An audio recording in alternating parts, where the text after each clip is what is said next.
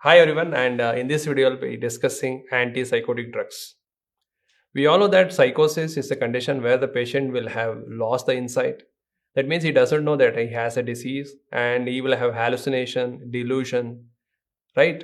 So, psychosis, if I think of psychosis, the main disease what comes to your mind is schizophrenia, the split personality. So, here, how do you manage this patient with schizophrenia? There are two theories proposed. One is because of dopamine excess in the brain, and second one is excess of serotonin. So let us understand why dopamine causes schizophrenia and what is the serotonergic theory.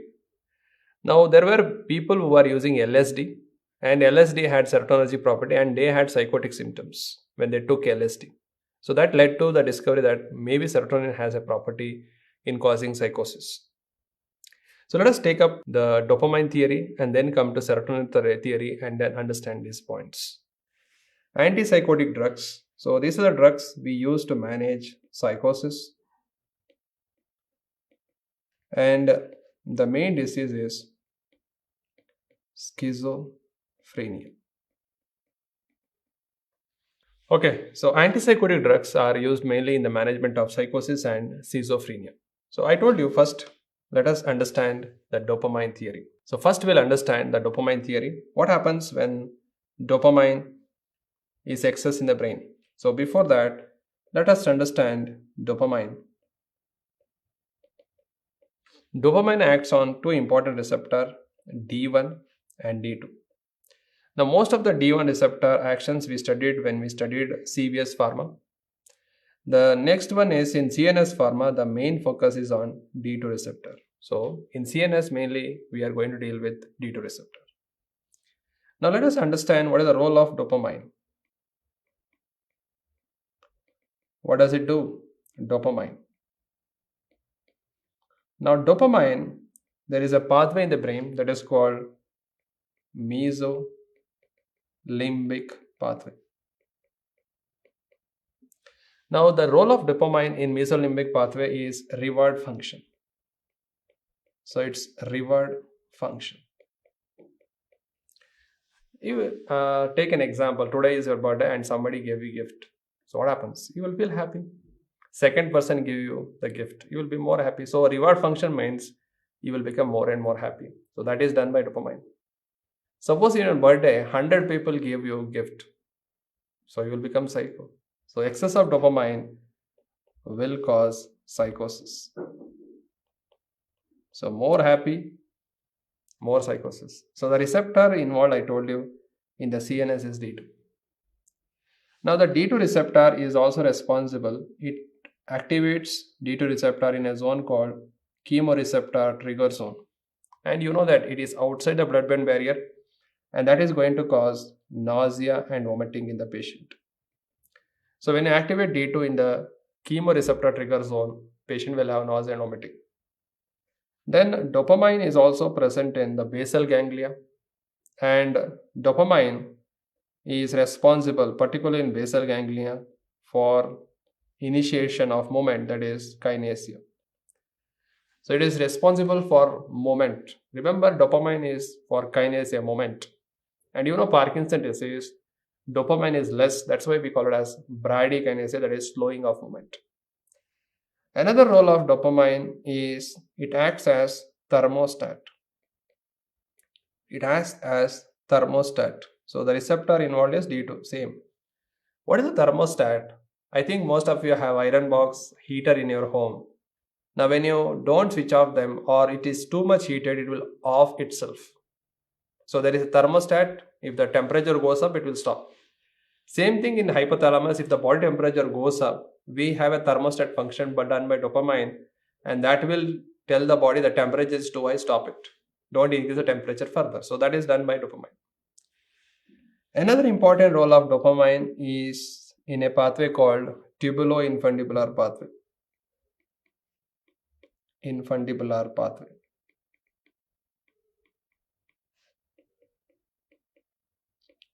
Now here, when you activate the receptor D2, the dopamine decreases a hormone called prolactin. It decreases the hormone called prolactin. So This is dopamine everywhere, the D2 receptor we understood. Please go through this. D2 in mesolimbic pathway has reward function, and if it is excessively stimulated, it causes psychosis. He compared the same thing when we give levodopa to a Parkinson's disease patient, he had psychosis. We call it as Parkinson's disease psychosis. Now, D2 is also activated in CTZ, leading to nausea and vomiting. D2 in the basal ganglia is responsible for kinesia. It has a thermostat function to control the temperature, and also it decreases prolactin. This is your normal physiological function. Now, suppose I want to treat psychosis, what should I do? I should block D2. Now, if I block D2, the psychotic symptom decreases.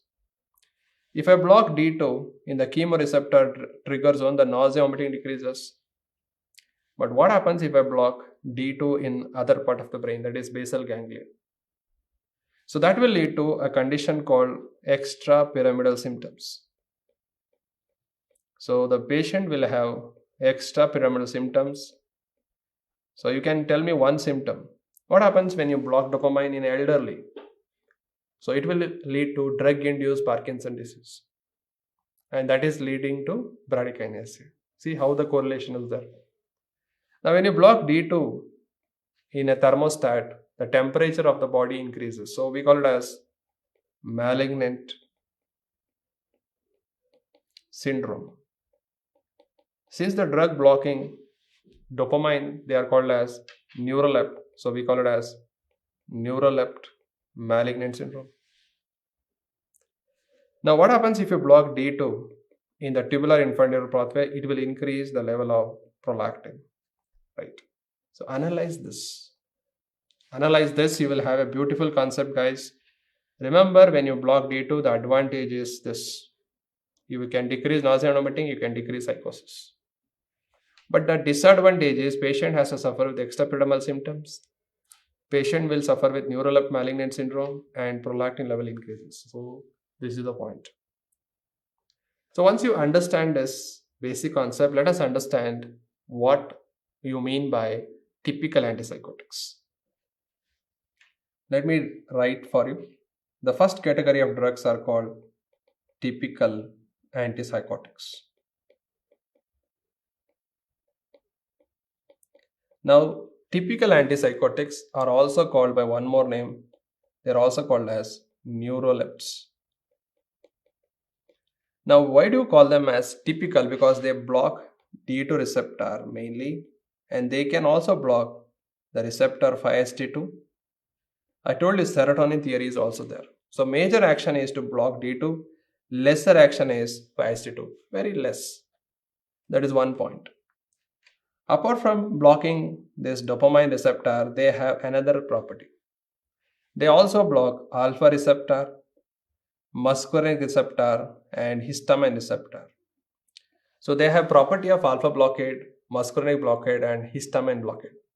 What happens when you block alpha, muscarinic, histamine, we'll discuss later. So you understood what do you mean by typical antipsychotics. Now what are the drugs in this typical antipsychotics? Let me write for you.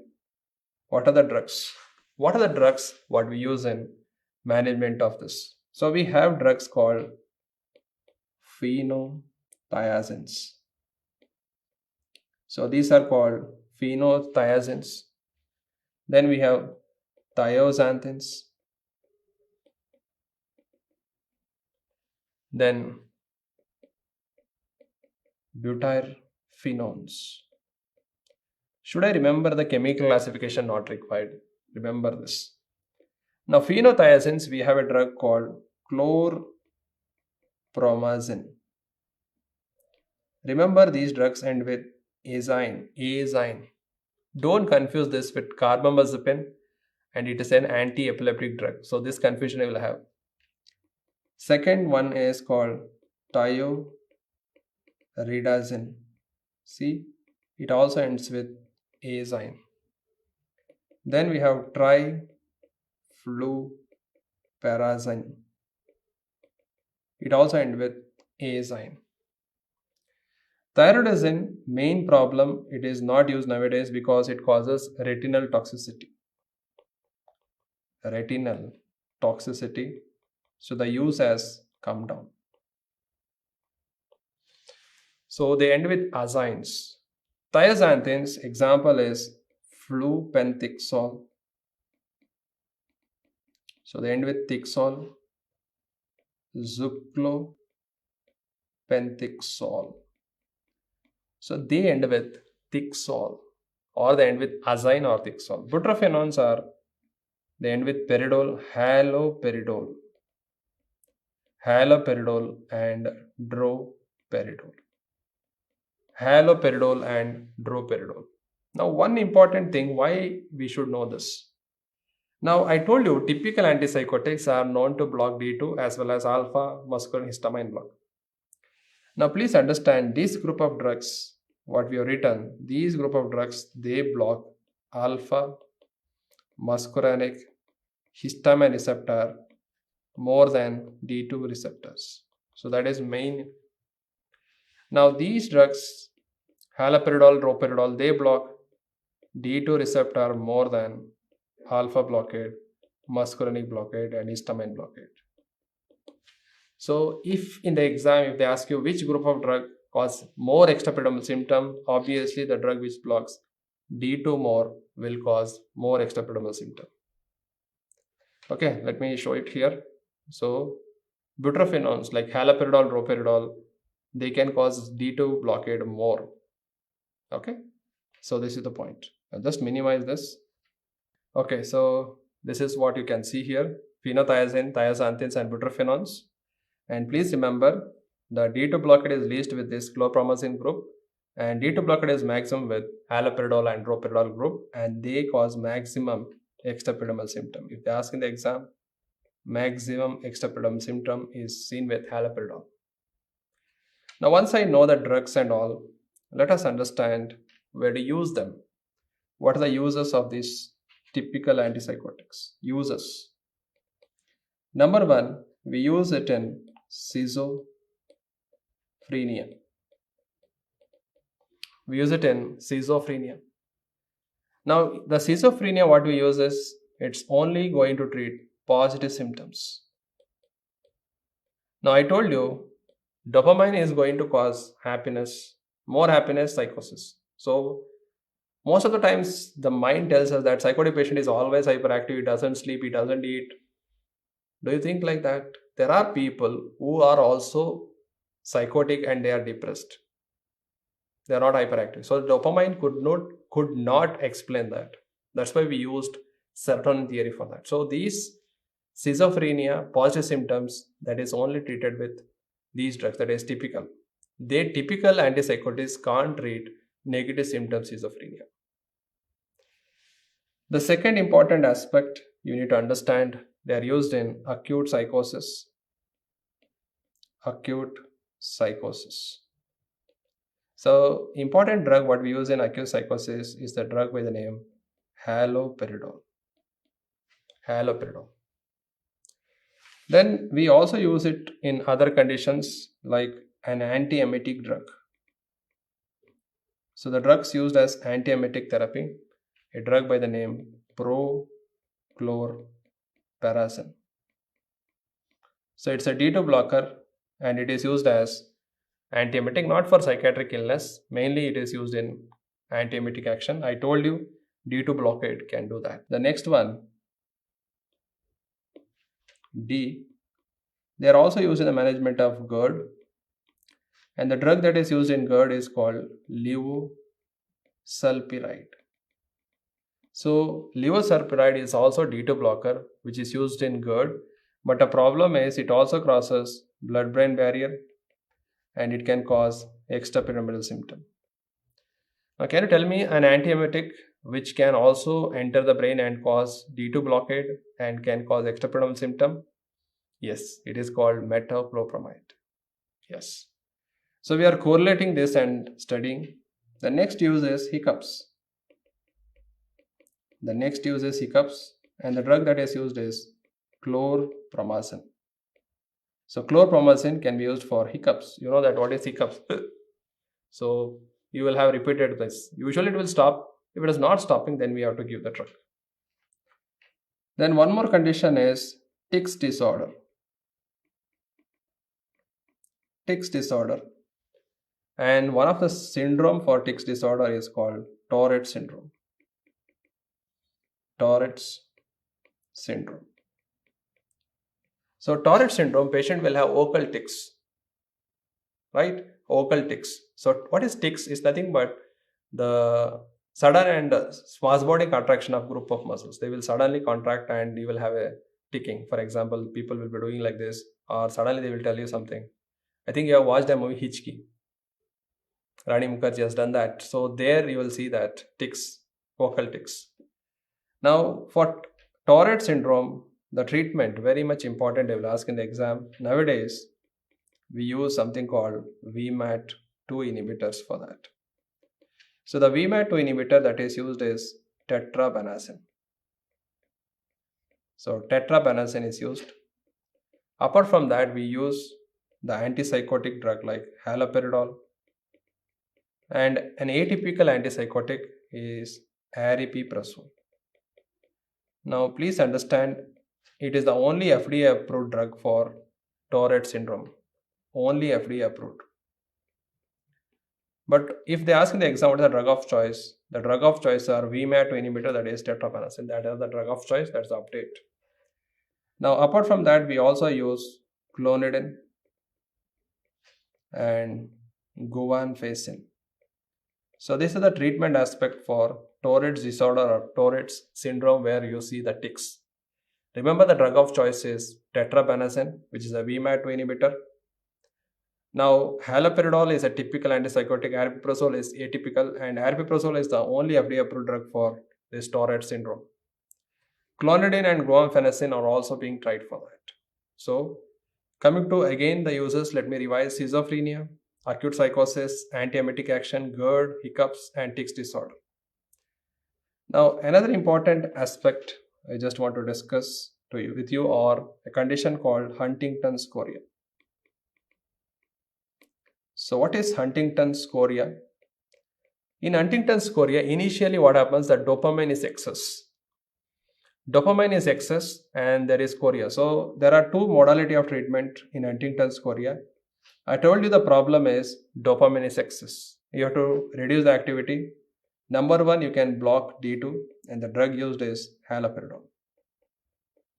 Huntington's chorea, in the early stages, dopamine is excess leading to chorea. You can use haloperidol or you can use VMAT2 inhibitor. So VMAT2 inhibitors are also called as dopamine depleters. They are also called as dopamine depleters. So I told you in Huntington's chorea you have to decrease it and the drug is tetrabenazine. Sir, you are repeatedly telling us VMAT2 inhibitors. What do you mean by VMAT2 and how do they work? Let us understand that. To understand that, let me draw the synapse for it. This is the synapse, presynaptic terminal, postsynaptic terminal. We know this. Now, dopamine is stored inside a vesicle like this. And whenever the signal comes, action potential comes, it will fuse and there is release of dopamine. And this dopamine acts on the receptor in the CNS D2 receptor. You all agree with that? Now, dopamine which is present outside the vesicle is put back into the vesicle by a transporter called VMAT. So VMAT stands for vesicular monoamino transporter 2. Let me write the full form: vesicular monoamine transporter. That is the full form. So what is the role of this VMAT2? Whenever the dopamine is outside the vesicle, they will put it back into the vesicle so that the dopamine is not metabolized. What happens if they don't put? This dopamine is metabolized by the enzyme MAOB. So that will deplete the dopamine. So if you have money, you keep it in your bank account, that is vesicle. If you keep in your pocket, you will spend it, that is MAOB.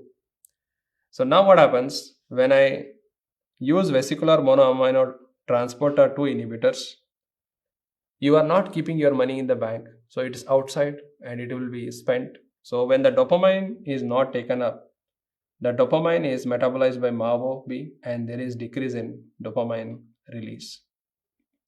So that's why these are called as dopamine depleters. So VMAT2 inhibitors are also called as dopamine depleters, and that is what we require in Huntington's chorea. So this is what I had to explain to you, Huntington's chorea. So VMAT2 inhibitor, remember they end with benazine drugs. They end with benazines. Then the next use is the use of droperidol. Droperidol in anesthesia, it is used in two conditions. One is called neurolept anesthesia. Neurolept, because the name neurolept is derived because of droperidol used in there, and neurolept analgesia. Yes. So these are the uses of the typical antipsychotics. Let me read out again for you. Schizophrenia, acute psychosis, antiemetic, GERD, hiccups, tics disorder, Huntington's chorea, and in anesthesia. Now remember, when we are using antipsychotic drugs, we give it as tablet. Many times when we give the drugs, they will not take regularly. So what we do, we give injections. For example, if you are giving haloperidol injection, IM, if you are giving haloperidol injection IM, then what we do is we use a technique called Z-track technique. So this question was asked in your exam, when you give antipsychotic, what is the technique used? So Z-track technique will allow the drug to stay in the muscle for a longer period, and we can give the injection once a month. So that is the advantage of giving the drugs with Z-track technique. Okay, so moving on, once we understood what are the uses of typical antipsychotics, it's important that we understand what are the adverse effects of typical antipsychotics. So let me tell you what are the adverse effects of typical antipsychotics. Typical antipsychotics. Now I told you typical antipsychotics are also called as neurolepts. So what does neurolept can do?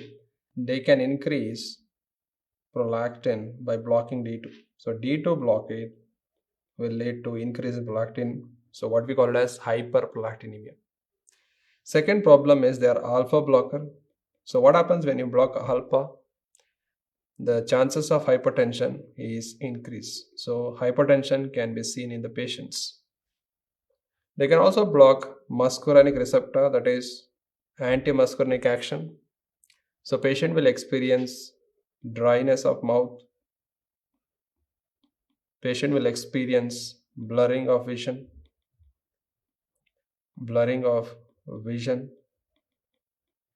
Then they will experience tachycardia, increase in heart rate, then constipation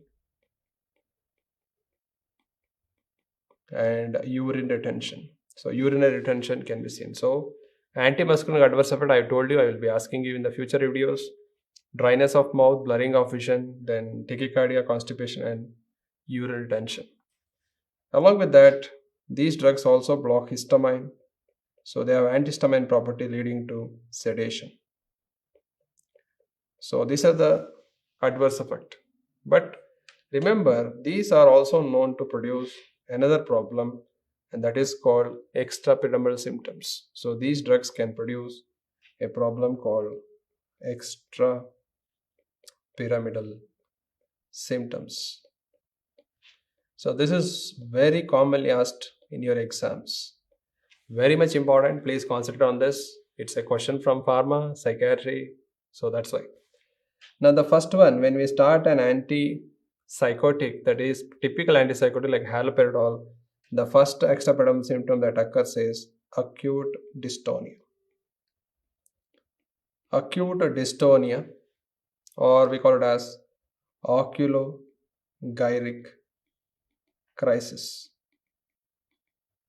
Now when we give haloperidol and suddenly the neck turns to one side like this, or the eyeballs will be uprolling, Now that is what we mean by acute dystonia and oculogyricrisis. Now why this happens? This happens particularly in younger patients. Younger patients. Yes. What is the reason for this? The reason for this is when you give typical antipsychotics, they block D2 receptor. I told you there is a balance between dopamine and acetylcholine in the brain. When you block D2, the D2 goes down, and who is up? Acetylcholine. So because there is increase in acetylcholine activity, there is acute dystonia. Now, how do you treat this? What's the treatment?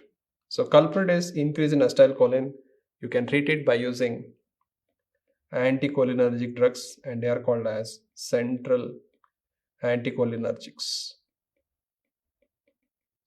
They are called as central anticholinergics. Examples are benzhexol, and even you can use an antihistamine which is commonly available in the hospital, that is promethazine. You may ask a question, sir, when does acute dystonia occur? Will it occur immediately? Yes, it can start within hours of starting to days. So the adverse effect is immediate. Within hours to days it can develop. Very much important. So we understood the first one. The problem is acute dystonia and oculogyricrisis, which is seen in younger patient. What is the second problem that can happen? The second problem is called drug-induced Parkinson disease.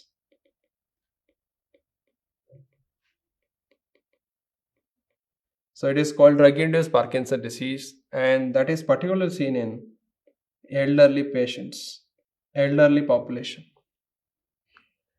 Now we all know that Parkinson disease occurs as the aging occurs because of the dopaminergic neurons will become worn off. But many a times the drugs can also do the same problem. What is the problem in Parkinson's disease? The dopamine is less, acetylcholine is more. Same thing happens if you block D2, the acetylcholine goes up. Now, which patients are more prone for this drug-induced Parkinson's disease? Elderly. And when can we see this? You can see it from 5th day to 30th day of starting 50th day to 30th day of starting antipsychotic. What is the reason for this? The reason is same, D2 blockade. Because of that, acetylcholine rises. So D2 blockade and acetylcholine rises, and the same therapy is used. You will use central anticholinergics, that is benzhexol or promethazine can be used. So they are the drug of choice for drug-induced Parkinson's disease. What is the other name for benzhexol? It is also called as trihexyphenidyl. So once we are done with that, the next problem that happens is akathisia. So what do you mean by akathisia? It's a problem where the patient cannot sit at one place. He keeps on moving. So akathisia means inability to sit at one place.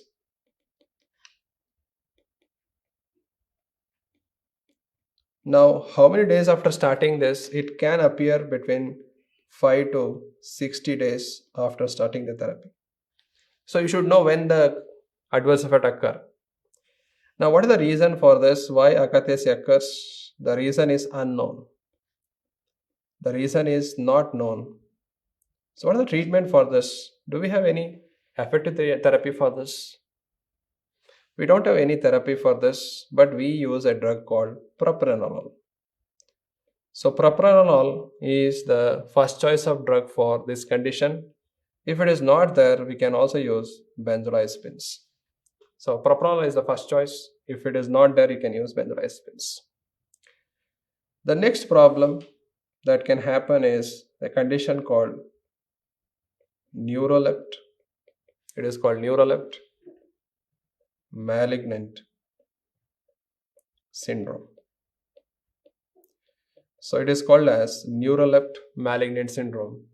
What happens? I told you, dopamine is the one which is regulating the body temperature, thermostat function. Now when you block that, the thermostat action is gone, so the temperature increases. Now In the fever, why people will feel chills and all? Chills and all are felt so that your body temperature increases. How? By muscle contraction. So when you want to increase the body temperature, what will happen? The muscles will contract. And when the muscles contract more and more, body temperature rises. So if I take the skeletal muscle like this,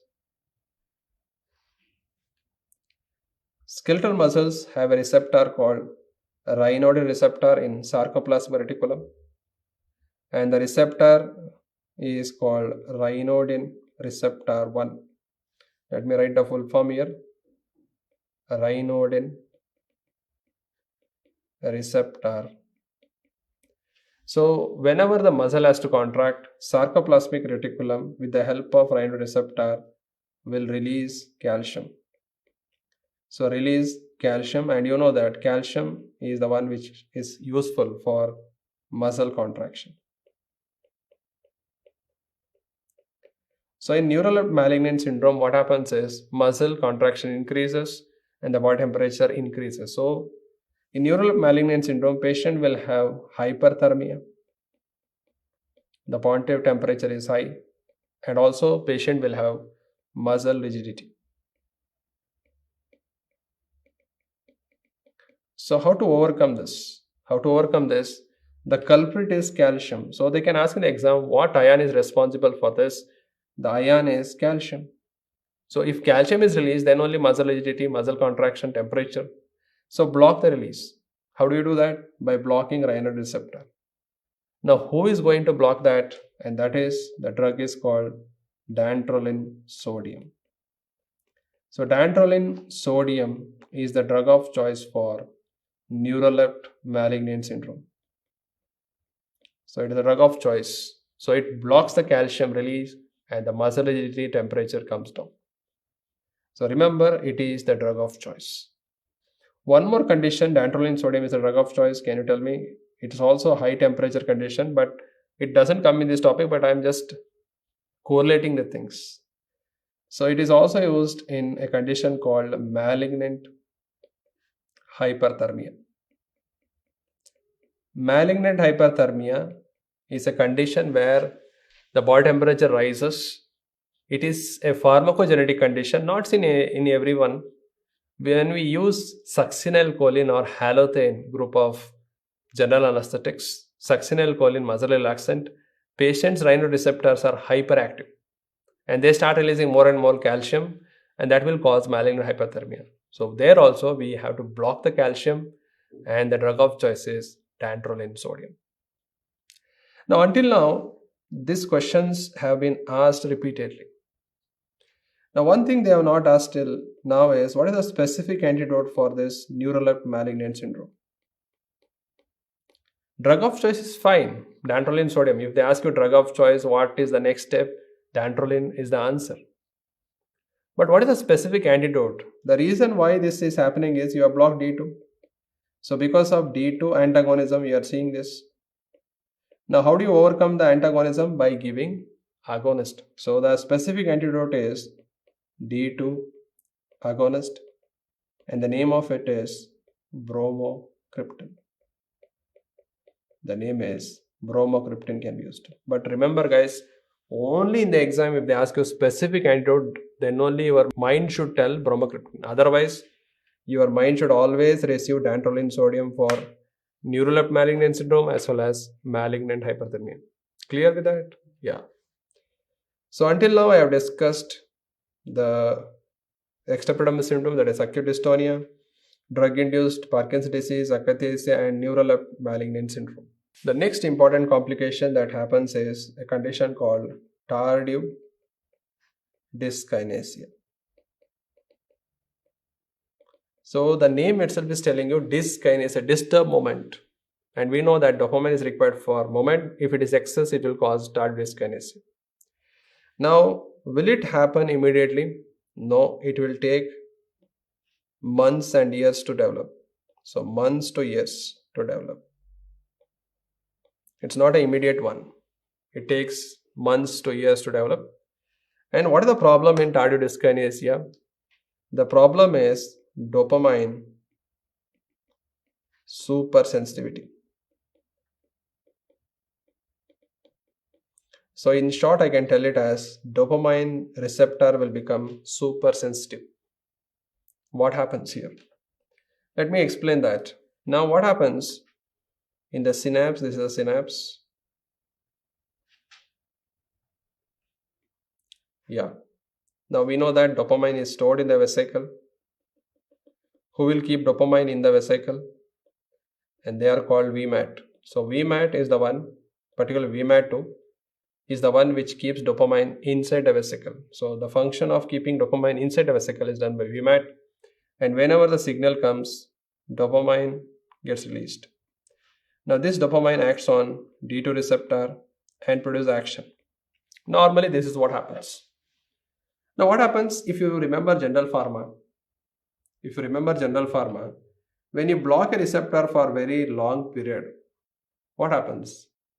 The receptor will try to become more and more. So the receptors will undergo upregulation. So the number of receptor will undergo upregulation, and the receptor will also undergo super sensitivity. So the dopamine receptors will undergo upregulation and they become super sensitive.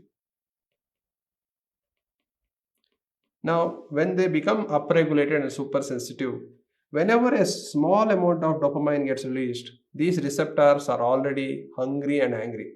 Because you have blocked the receptor, you are not activating them, they are waiting for dopamine to come.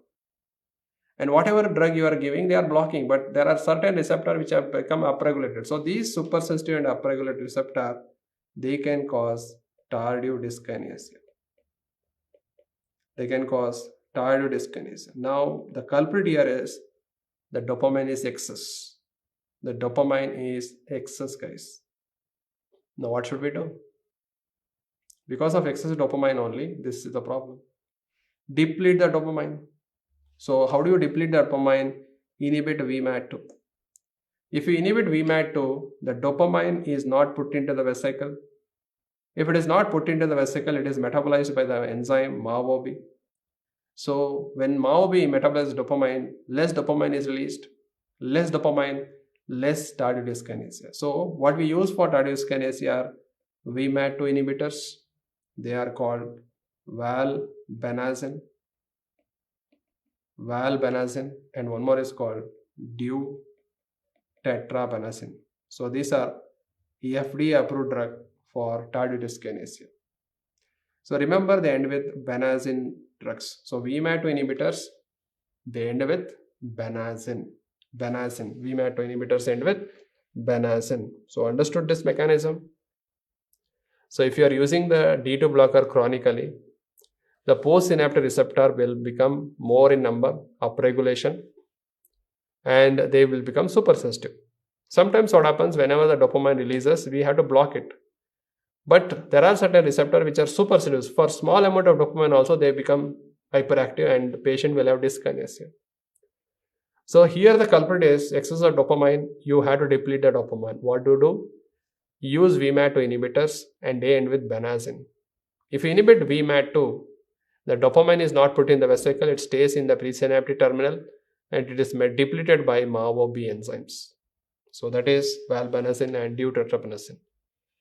Did we discuss these drugs elsewhere? We had a drug called tetrabenazine. It is also a VMAT2 inhibitor. And where did we use it? It was used in Huntington's chorea. There also we wanted to deplete dopamine. Yes, so this is the problem and this is the treatment. Now, apart from these drugs, valbenazine and deutetrabenazine, previously we used to give valproate for this condition, tardive dyskinesia. Valproate is also useful, but the drug of choice are valbenazine and deutetrabenazines. Now moving on to the last complication. The last complication is perioral tremors. Patient will have perioral tremors. So for this, there is no effective therapy. It's a long-term complication. It takes months to years to develop. It's not a complication which occurs immediately. It takes months and years.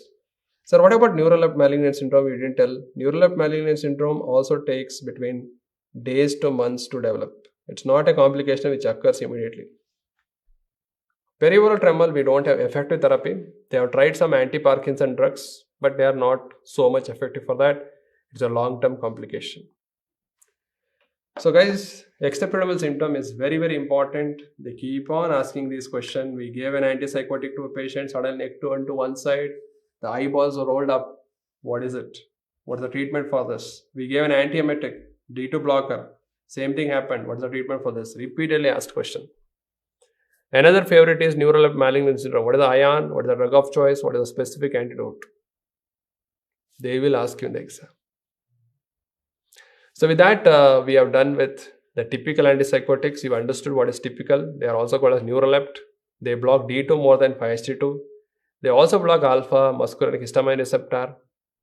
Apart from that, they are used in so many other conditions I have mentioned to you, and they cause adverse effect. Particularly, you have to study extrapyramidal symptom. So what are the drawback with this typical? The drawback you saw is they can be used only for positive symptoms schizophrenia. And they have so many adverse effect, particularly extrapyramidal symptom. Then we came with another concept, and they are called atypical antipsychotics.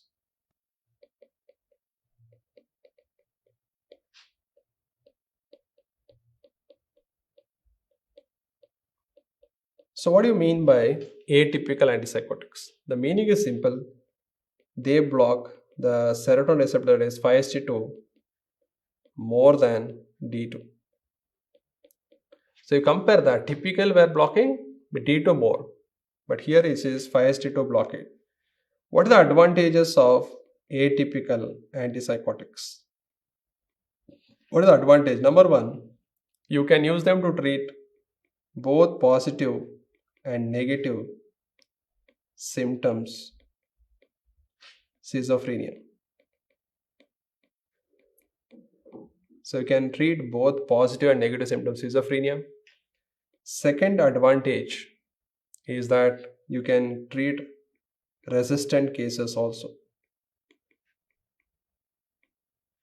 And third important is less chance of extrapyramidal symptom. Less chance because the D2 blockade is very minimal, so less chance of extrapyramidal symptom.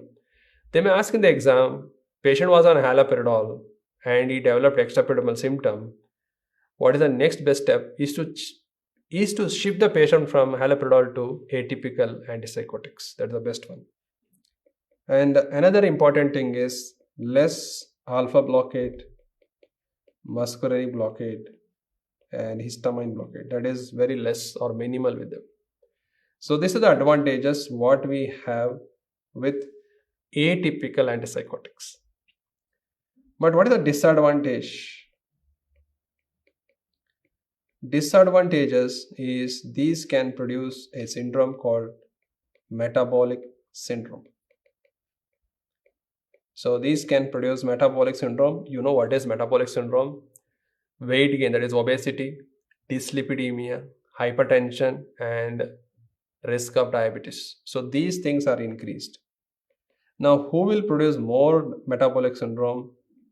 Olanzapine is having more risk compared to clozapine.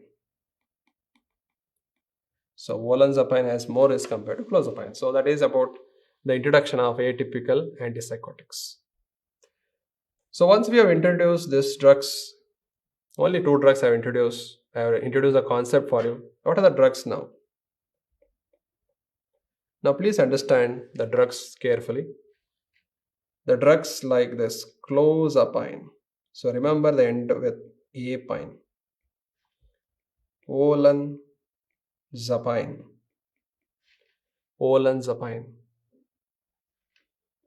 Then QT-apine.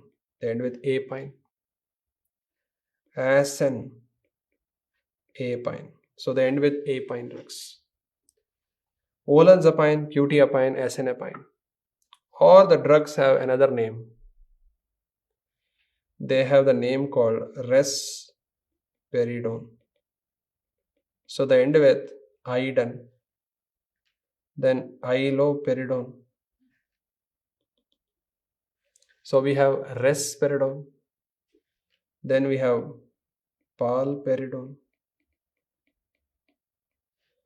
lurasidone,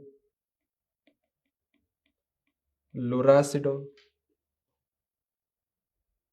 Then we have ziprasidone. So if you read the names, all of them end with iodine drugs. But in your exam, you have to identify the drug. Nobody will take a viva in your entrance exam, so don't worry. Now, another group of drugs they end with piprazole. For example, aripiprazole. Then brexpiprazole. Then cariprazine.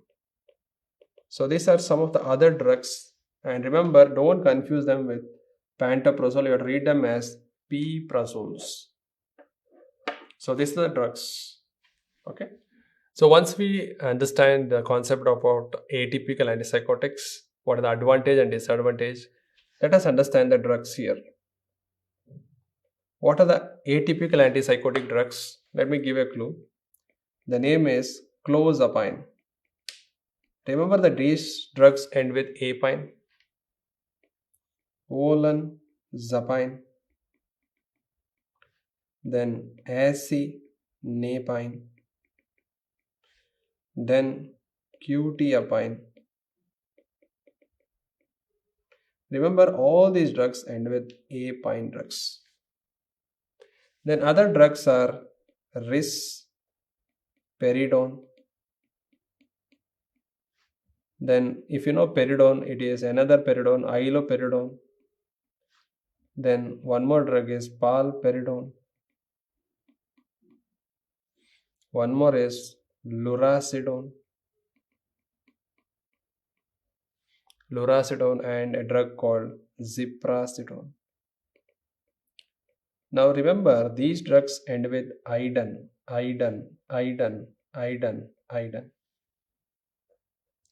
Apart from that, we have another group of drugs. They are aripiprazole. Now don't confuse with pantoprazole. They end with piprazoles.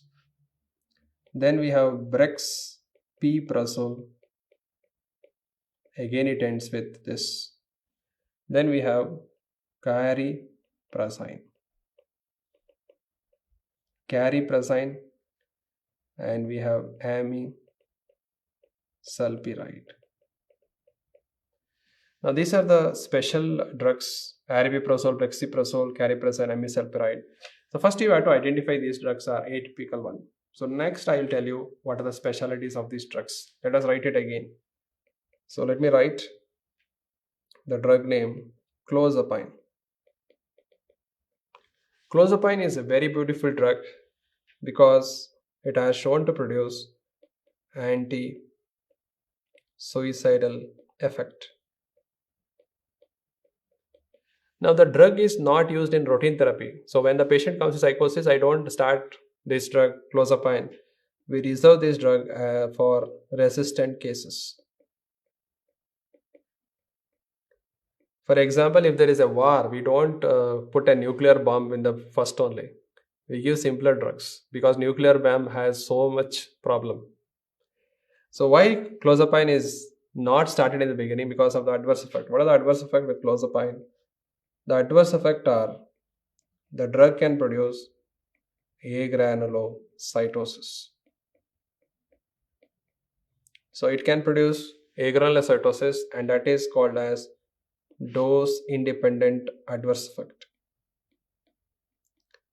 Dose independent means whatever dose you give, this adverse effect is seen. The second problem what we see is seizures. Now seizure, it is the dose dependent, meaning if you increase the dose, then only the seizures occur. Normal dose will not do that. That is the meaning of dose dependent. Another problem, the drug can produce myocarditis, and it can produce wet pillow syndrome. So what is wet pillow syndrome? Now when we give clozapine, patient will salivate so much the pillow will become wet. So it can cause a problem called cyalorrhea. Now, the reason what is mentioned in Goodman Gilman is because of M4 agonism by clozapine. So, M4 agonism by clozapine, what is the treatment? The treatment is atropine because atropine is given locally. So, atropine local administration because it will block the muscarinic action. And remember, it has anticholinergic property also. Sir, just now you told it is a agonist of M4. That is the only exception. Otherwise, it is an anticholinergic. So there is a risk of mydriasis. So they can ask in the exam, can it be used in angle closure glaucoma? No. Clozapine is contraindicated in angle closure glaucoma because of anticholinergic property in other places. Only cholinergic property is seen in salivary glands. So we know that it causes agranulocytosis, seizures, myocarditis, wet pillow syndrome. It has anticholinergic property. So clozapine, again, remember it causes agranulocytosis, then it causes myocarditis, wet pillow syndrome, and the drug has one more advantage, that is less extrapyramidal symptoms, right? That is about the drug clozapine, very much important. That's why I have dealt in detail. The next drug is olanzapine. Olanzapine is a drug which causes maximum metabolic syndrome. And they can ask you what drug can cause maximum weight gain. It's again olanzapine. So that is the specialty. Now after that, you need to understand a drug by the name acinapine. Acinapine is available as sublingual tablet. So we can give it as sublingual tablet. That is the specialty of acinapine. Quetiapine. Quetiapine advantage is it has calming effect. You know that most of the psychiatric patients are hyper excited, so it will calm down them. But one adverse effect what we see with quetiapine is it can cause cataract. The adverse effect is cataract. Now after we understood this, very important drug, risperidone. Risperidone. Now risperidone is an atypical antipsychotic. Will it cause extrapyramidal symptom? No. But when you use it at high dose, when you use risperidone at high dose, that can cause extrapyramidal symptom. Because at high dose it blocks D2 receptor and then extrapyramidal symptom can occur. Along with that, you can see increase in prolactin. So what is the point we noted? We noted that atypical should not cause extrapyramidal symptom, that is very less, but here it is causing, and that too with higher doses. Please remember, it is given at higher doses, then only you see extrapyramidal symptom and increase in prolactin level. Now another important aspect is when we give an antipsychotic IM, I told you already with haloperidol, why do we give it? We give IM so that patient may not take the drugs repeatedly. Psychiatric patients, they don't feel that they have a disease, they don't take the drugs, so that's a difficulty. So it's better to give them IM injection and repeat every month. So IM injection should be a depot injections. Now we follow a technique called Z-track technique. Z-track technique. The reason why we follow Z-track technique is to decrease the leaking of drug. So decrease the leaking of drug back into the subcutaneous tissue as well as to the skin. So suppose this is the skin, this is the subcutaneous tissue, and these are the muscles. Now what happens usually when I give an injection directly at 90 degree? So the drug after giving will come back and stay in the subcutaneous tissue as well as in the skin. Now when I use a Z-track technique, let me draw the same thing. And this is the muscle. When we create a Z-track like this, when you create a Z track like this, the drug will not go back and the drug will be longer acting. So the Z track is created and the drug will not go back. So this question was asked, which drugs are given by Z track technique? One is iron injection to prevent staining. Second one is antipsychotics to decrease the leaking of drug back into the subcutaneous as well as into the skin. Now risperidone, I am repeating again and again because very much important drug. Risperidone, favorite for examiner. Now apart from this, where do you use risperidone? Where do you use risperidone? Risperidone is used in schizophrenia, correct? Apart from this, where do you use it? So uses I write like this. It is also approved for bipolar disorder. It is also used in a condition called irritability in patients with autistic disorder, in autistic children.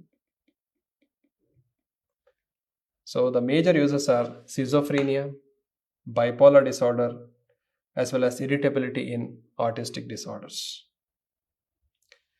Now, once we know the uses of risperidone, moving on to the uses of risperidone. So, what are the FDA approved uses? What are the FDA approved uses of risperidone? So, risperidone is used in the management of mania, bipolar disorder, schizophrenia. And one more important thing that they have not asked till now is irritability in autistic disorder.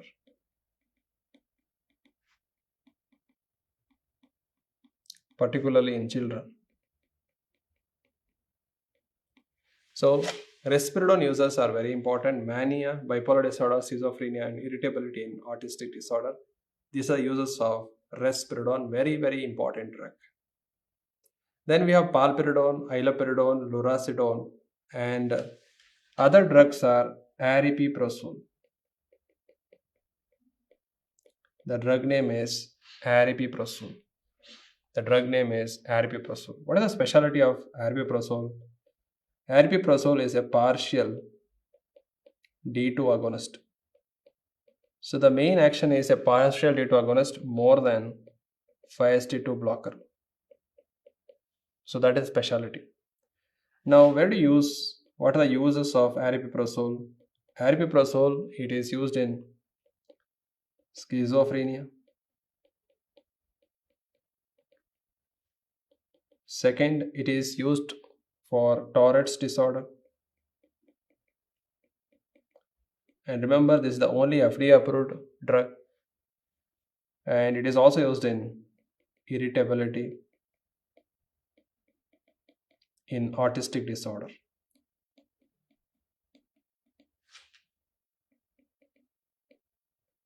Autistic disorder in children. That is aripiprazole for him. Then we have brexpiprazole. So the specialty of brexpiprazole is that brexpiprazole is also a partial D2 agonist. And it has shown one more property, that is it's a 5-HT1A partial agonist. It's a 5-HT1A partial agonist. So because of that, the drug can be used in treatment of schizophrenia. And also drug is approved in depression. So depression, it's an adjunctive drug. The name is brexpiprazole. Then we have cariprazine. Cariprazine is D2 as well as D3 partial agonist. So apart from schizophrenia, it is also approved for managing bipolar disorder. So one more use is bipolar disorder. Then the drug amisulpiride. So amisulpiride is a D2 blocker and it is categorized under atypical. but the advantage is less acceptable symptom compared to the typical ones. It is used for post-operative nausea and vomiting. So guys, these are some newer drugs and their specialty which can be asked in an exam. That's why I made them separately. Risperidone, mania, bipolar disorder, schizophrenia, and irritability in autistic disorder. Aripiprazole, partial D2 agonist, and used in schizophrenia, Tourette's, and irritability in autistic disorder. Brexpiprazole, cariprazine, amisulpride. These are some new drugs where the potential questions can come. Now, once we are done with this drugs and all these things, let us come to the management of a condition called acute psychosis. Suppose a patient has acute psychosis, then how do you manage it? So, usually, what we give is antipsychotics are given. So, we give antipsychotics. Along with that, we add benzodiazepines to calm down the patient. Now, suppose there is psychosis in pregnancy. So which antipsychotics are better? Is it typical or atypical? So for them, the best one will be atypical antipsychotics. The best one will be atypical antipsychotics for a pregnant woman. Right? Psychosis in pregnancy. Then one more drug I just want to introduce here is pimavanserin. So pimavanserin, I think we have discussed in Parkinson's disease. It's a 5-HT2 antagonist, and it is used for Parkinson disease psychosis. So the name is pimavanserin. Serin means anything related to serotonin. P for Parkinson disease. So that is about the antipsychotic drugs, and we have discussed the difference between typical and atypical, what are the drugs and where to use them. Particularly, you have to concentrate on extraepidermal symptom. Remember the difference, typical means D2 blockade is more, atypical means 5-HT2 blockade is more. Typical are going to cause extraepidermal symptom, they block alpha, muscarinic histamine, they increase prolactin. Extraepidermal symptoms are acute dystonia, treated with central anticholinergics, drug-induced Parkinson disease, same central anticholinergics, akathisia, propranolol, neural malignant syndrome, drug of choice is dantrolene sodium, tardive dyskinesia, the benazine drugs. Now coming to atypical ones, they are known to be used for both positive and negative symptom schizophrenia, less extraepidermal symptom, and the main problem is metabolic syndrome. The maximum metabolic syndrome is seen with olanzapine. Now they all end with either azine or they end with idine. Exception is p-prazoles and cariprazine and amisulpride. And clozapine adverse effect is most important, and clozapine has anti-suicidal property also. So this is in brief. That is about antipsychotic drugs for you. Thank you all.